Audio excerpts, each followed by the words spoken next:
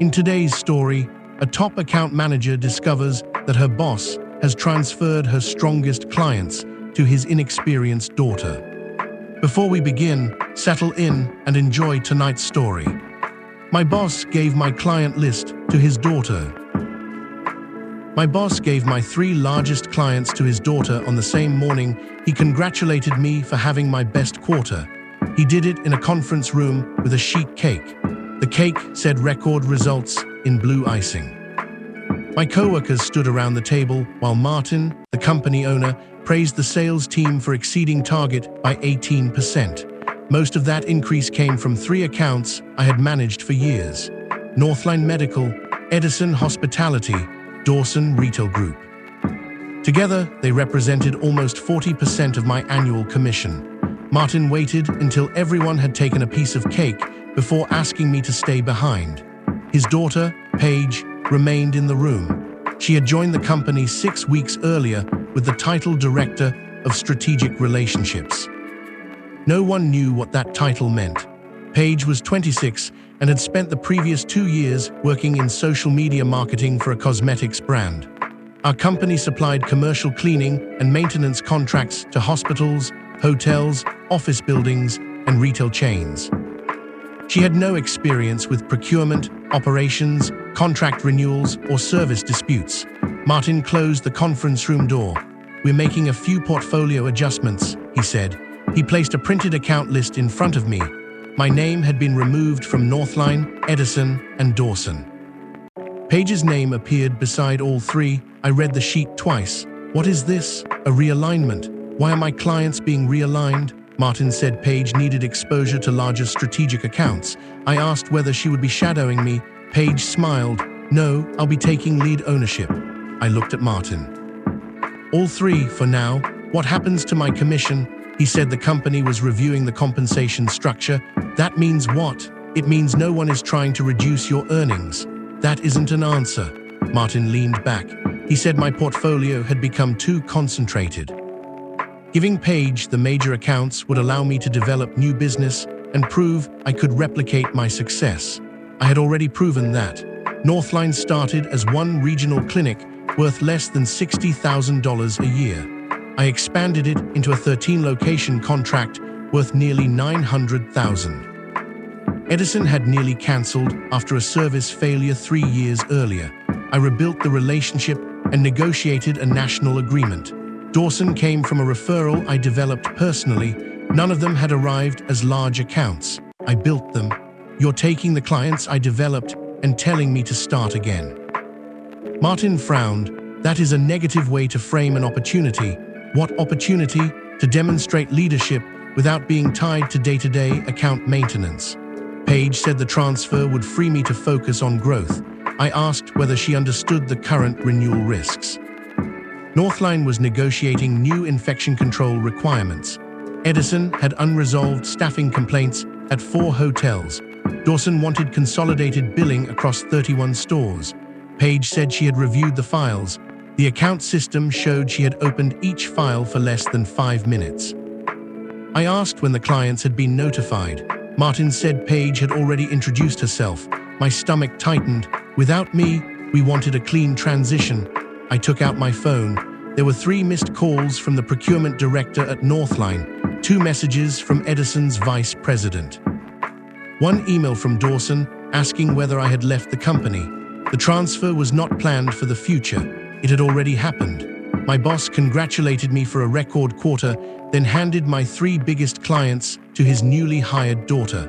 Those accounts represented almost 40% of my commission. He called it a leadership opportunity and said I could prove myself by rebuilding from nothing while she took over the portfolio I had spent years creating. I called Northline from the parking lot. Their procurement director, Sandra, answered immediately. "Are you leaving?" "No." "Then why did we receive an email saying Paige would be our executive contact?" I asked her to forward it. The message described Paige as the person who would be leading Northline's next phase of growth. My name appeared once, in a sentence thanking the broader team for supporting the account historically. Historically, I was being written out while still employed. Sandra said Paige had requested a meeting to discuss expanding services into laboratory facilities. That expansion was confidential. Northline had mentioned it to me under a preliminary planning agreement. They had not authorized a formal proposal. How did she know about the labs? Sandra asked. She had access to my notes. There was a silence. Sandra said she was not comfortable discussing future facilities with someone she had never met. I told her I remained at the company but no longer controlled the account. That was the only truthful answer. Then I called Edison. Their vice president, Mark, was less diplomatic. Who is this kid? She is Martin's daughter. I assumed that from the last name. Paige had introduced herself by correcting several service procedures Mark had spent months negotiating with me. She also promised to reduce pricing at renewal without consulting operations. Mark said if the company intended to replace me, he wanted a formal transition meeting. Dawson's purchasing director said nearly the same thing. By noon, all 3 clients had expressed concern. I documented each conversation and emailed Martin. I wrote that the transfers created immediate renewal risk and requested written clarification of commission ownership, client authority, and my responsibilities. He replied with 2 sentences. Paige has full account authority effective immediately. Your compensation will be discussed during the annual review process. Annual reviews were 4 months away. I went to Human Resources. Our HR manager, Celeste, had worked for Martin for 14 years. She read the email and said account assignments were management decisions. I asked whether commission could be removed after the revenue had already been earned. She said commissions were paid according to the active compensation plan. I showed her my plan. It stated that account managers received commission on collected revenue from assigned accounts. If the accounts were reassigned before invoices were collected, the commission could move with them. Several large invoices were due the following month. Paige would receive commission on work I had already completed. Celeste said she understood why that felt unfair. Does it only feel unfair? She would not answer. I asked whether Paige was on the same compensation plan. Celeste said employee compensation was confidential. Paige had the title of director. She might receive salary, commission, or both. I asked whether my annual target would be reduced to reflect the lost accounts. Celeste said targets had not been recalculated. That meant I would still be measured against revenue I no longer controlled. The structure became obvious. Martin was not merely giving his daughter valuable accounts. He was positioning her to inherit my results while leaving me with the target. If the accounts continued performing, Paige would appear successful. If my total revenue fell, I would appear to have declined. That afternoon, Paige invited me to a transition meeting. She arrived with a notebook and a list of questions that showed she had not understood the files. She asked why Northline received specialized training at no charge. It was included in the renewal agreement. She asked why Edison had different pricing by region. Labor costs varied by market. She asked why Dawson's invoices took so long to reconcile. Their stores used multiple purchase order systems. Each answer led to another question. After 40 minutes, Paige closed the notebook. I think some of this has become unnecessarily complicated. It is a national service portfolio. I prefer simpler systems, so do clients. Their systems are not simple. She said Martin wanted her to modernize the relationships. Then she asked me to prepare 3 account summaries, no longer than 2 pages each. The existing files contained years of history, contract amendments, pricing models, unresolved disputes, service-level penalties, and personal notes about decision-makers. 2 pages would not be enough. I told her I would provide formal transition documents but would not omit material risks. She smiled. This is why Dad says you struggle to let go. I stared at her. Your father told you that? He said you might become territorial. The transfer had been framed before I entered the room. Any objection became proof that I was difficult. Any attempt to protect the accounts became resistance. I sent Paige detailed transition documents that evening. I copied Martin, Celeste, operations, and finance. Each document listed active obligations, pending decisions, renewal deadlines, client concerns, and the owner responsible for next action. I made the record impossible to simplify later. The first problem appeared 2 days afterward. Paige approved a 15% discount for Edison's next contract year. She did not obtain finance approval. She also failed to notice that the existing agreement already contained an automatic 7% reduction if certain volume targets were reached. Her offer effectively stacked both discounts. If accepted, the account margin would fall below the company's minimum. Finance flagged it. Paige told them I had recommended the pricing during transition. I had not. She forwarded a sentence from my notes stating that Edison expected meaningful price movement. She omitted the following paragraph, which recommended operational efficiencies instead of a rate cut. I sent the full document. Martin responded privately. He said copying senior staff made Paige look incompetent. I replied that she had attributed the recommendation to me. He said I should have corrected her directly. I did, not before involving everyone. She involved finance when she used my name. Martin said I needed to support the transition constructively. I asked him to define my authority. Could I approve pricing? No. Could I speak to the clients? Only at Paige's request. Could I correct misstatements involving my work? He said I should use judgment. That meant I had responsibility without power. 2 days after taking my accounts, my boss's daughter offered a discount that would have made a major contract unprofitable. When finance objected, she claimed I had recommended it and quoted one sentence from my notes. She removed the next paragraph where I explicitly advised against cutting the price. I began preserving everything: emails, CRM history, commission reports, contract notes, calendar invitations, versions of account plans. I exported only records I was authorized to access and stored them through approved company channels, but I maintained a personal chronology of dates and decisions. I also reviewed my employment agreement. There was no non-compete. The client relationships belonged to the company, but my professional experience did not. I updated my resume, then I began working the smaller accounts Martin assigned me. They were not growth opportunities. Most were distressed clients transferred from other managers. One owed 6 months of invoices, another planned to cancel. A third had not used our services in nearly a year, but remained in the database as active. My new portfolio had high nominal value and almost no reliable revenue. On paper, Martin could claim he had given me a comparable book. In reality, Paige received functioning accounts and I received problems. I documented that too. 3 weeks after the transfer, Northline requested a formal review. Paige had sent them a proposal that included laboratory cleaning services without the required certification plan. Sandra copied me on her response because she no longer trusted the new process. Paige removed me from the email chain. Sandra added me again. Martin called me into his office.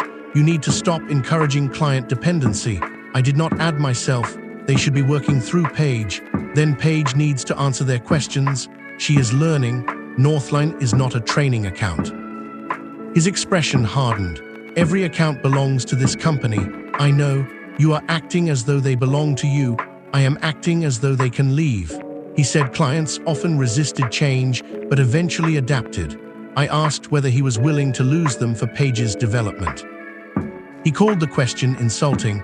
Then he gave me a written warning for undermining leadership. The warning cited 3 incidents: copying finance on the Edison pricing correction, responding to Northline after Paige removed me, expressing negative opinions about the account transfer. I refused to sign it as written. Celeste said my signature only acknowledged receipt. I wrote beneath it, I dispute the factual characterization and have provided supporting records. Then I signed. Martin looked furious. The following week, my quarterly commission statement arrived. The 3 major accounts were gone. So were commissions on invoices for services completed before the transfer. My payment was $22,000 lower than projected. I met with finance. The controller, David, said Martin had instructed them to assign all collected revenue to the current account owner. I showed him the dates of the completed work. He said he did not control the plan. I asked whether Paige received the commission. He looked uncomfortable. I can't discuss another employee's pay. That means yes. He did not respond. I filed a formal compensation dispute. Celeste acknowledged it, but said the review could take 30 days. My mortgage payment, retirement contribution, and household budget had all been based on expected commission. I had savings. Martin knew that. He likely assumed I could absorb the loss long enough for the issue to become old news. Then Paige made her first major client mistake. Edison experienced a staffing failure at 6 hotels during a holiday weekend. The service team needed emergency contractors. Under the contract, Edison had to approve the higher temporary labor rate in writing. Paige approved the contractors, but failed to obtain client authorization. The additional cost was nearly $40,000. When Edison refused the invoice, Paige claimed the emergency protocol had been created under my management and was therefore my responsibility. Martin asked me to write a memo explaining the historic process. I did. The process required written authorization. I attached 5 previous examples. Paige had not followed it. Martin asked me to revise the memo to focus on process ambiguity rather than individual error. I refused. He said I was prioritizing self-protection over the company. I said, "You are asking me to accept responsibility for a decision made after you removed my authority." He closed his office door. Then he told me the truth, not all of it, but enough. Paige had left her previous job after a dispute with management.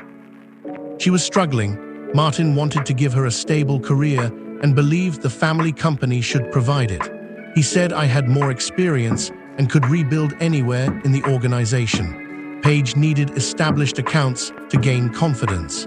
"You took my income to give your daughter confidence." That is not how I would describe it. It is what happened. He said compensation could be addressed later if I demonstrated flexibility. I asked whether the 3 accounts would ever return to me. No. Whether my target would be reduced. Possibly.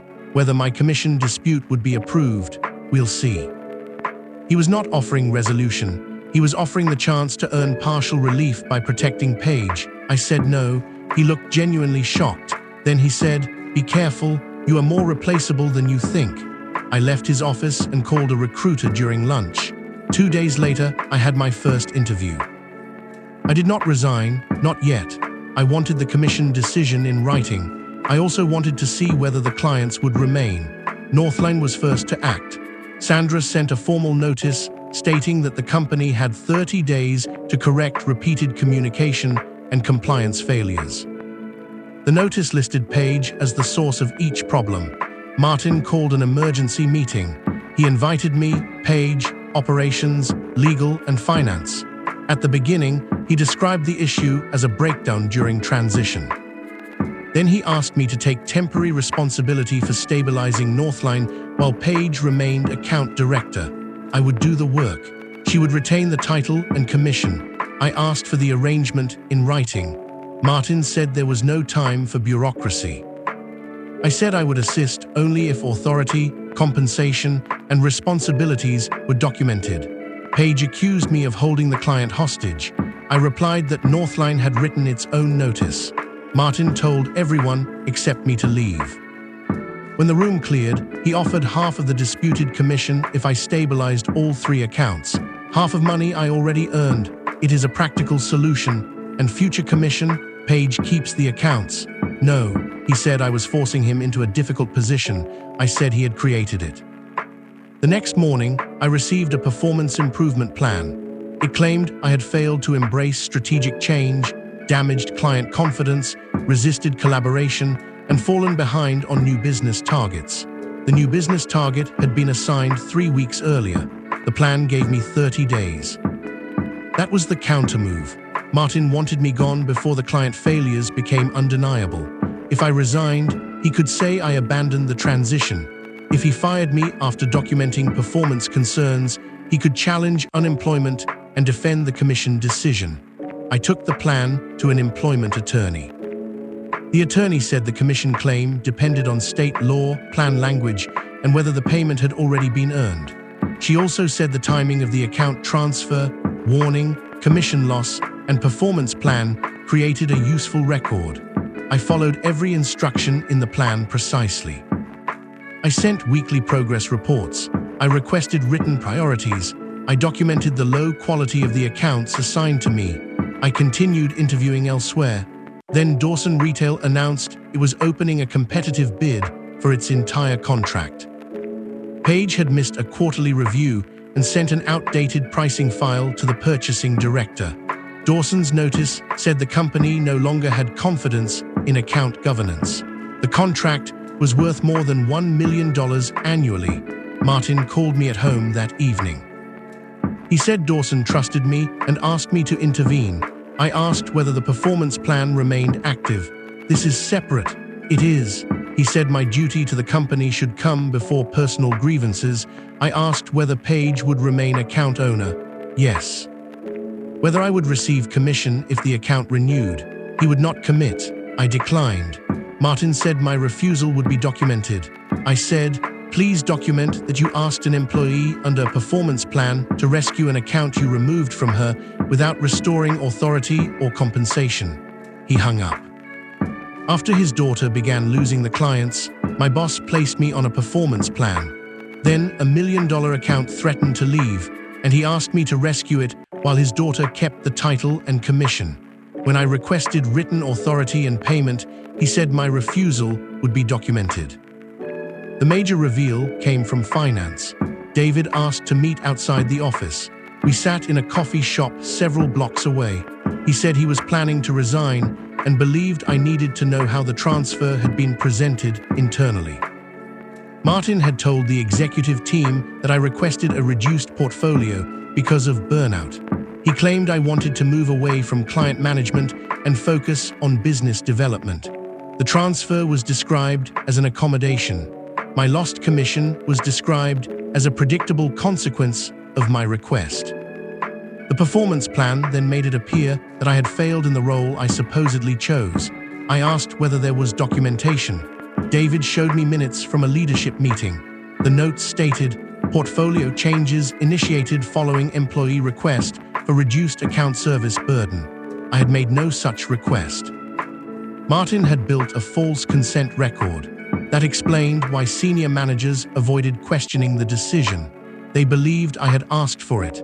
David also confirmed that Page received commission on the transferred revenue in addition to her director salary. The amount exceeded what most experienced account managers earned. He said Martin had instructed finance to process it as a retention arrangement. Retention for someone employed 6 weeks. I asked whether David would provide the documents formally. He said he would comply if subpoenaed, but feared retaliation while still employed. I understood. I wrote down the details after we separated. Then I sent Martin and Celeste an email. I stated that I had learned leadership records described the portfolio transfer as employee requested. I denied ever making such a request and asked them to preserve all communications, meeting notes, compensation records, and account assignment documents. I copied my attorney. Celeste called within 10 minutes. She said involving outside counsel was unnecessary. I asked whether the leadership record existed. She said internal discussions could be misinterpreted. Does it say I requested the transfer? She would not answer. Martin did not call me. The next day, the performance improvement plan was suspended pending review. My commission dispute was suddenly escalated. Page stopped speaking to me. 3 days later, I received a written offer from a competitor. The salary was slightly higher. The commission plan was less aggressive but transparent. The role included a portfolio of mid-sized accounts and authority to build a new regional team. I accepted. Before resigning, I attended one final meeting with Martin, Celeste, and the company's attorney. They offered to pay 70% of the disputed commission. In exchange, I would sign a broad release, confirm the portfolio change had been mutually discussed, and agree not to disparage the company. I refused. Their attorney revised the language. The second version removed the statement that I requested the transfer but still required confidentiality. My attorney negotiated. The final settlement paid the full disputed commission, a portion of legal fees, and additional compensation in exchange for releasing the claim. It did not require me to state that the transfer was voluntary. It also preserved my right to respond truthfully to legal requests. I signed after the funds cleared. Then I resigned. Martin said my departure proved I had never been committed to the business. I asked whether he still believed I was replaceable. He did not answer. Page inherited the accounts completely. Northline terminated its contract 3 months later. Edison reduced its scope by almost half. Dawson selected another vendor after the competitive bid. The company lost several $1 million in annual revenue. I know because former co-workers told me, not because I contacted the clients. My new employer prohibited solicitation during the transition period, and I followed the restriction carefully. 6 months later, after the applicable limits ended, Northline approached my new company through its procurement process. I disclosed the prior relationship. Our legal department handled the contact. We eventually won a portion of the work through a competitive proposal. I did not bring Northline with me. They followed competent service. That distinction mattered. Paige left her father's company less than a year after I did. Her title on social media changed to independent brand strategist. Martin told employees she had always planned to return to marketing. The account losses were blamed on economic conditions and aggressive competitors. My name disappeared from the story. That was fine. At my new company, I rebuilt a portfolio from smaller accounts. It took time. My first year's earnings were lower than they would have been if Martin had left my clients alone. By the second year, they were higher. The work felt different because the rules were visible. Accounts could be reassigned, but commission treatment was written. Performance targets changed when portfolios changed. Client ownership belonged to the company, but credit for development belonged in the record. None of that was generous. It was functional management. I occasionally think about the cake. Martin praising my record results while the transfer documents were already prepared. At the time, the cruelty felt personal. Later, I understood it as operational. He wanted to give his daughter the appearance of success without making her build anything. My portfolio was the easiest asset to transfer.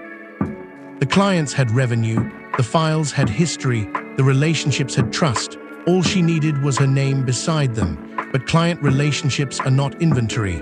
They are accumulated judgments. Who answers the phone? Who remembers the last failure? Who tells the truth when something goes wrong? Who has authority to solve it? Martin transferred the account codes. He could not transfer the confidence behind them. When that confidence disappeared, the revenue followed. My boss believed he was giving his daughter my client list. What he actually gave her was a set of obligations she had not earned the ability to carry. You've been listening to Low Light Stories, original fiction for late-night listening. New stories are added regularly, so subscribe if you'd like to hear the next one. Thanks for listening.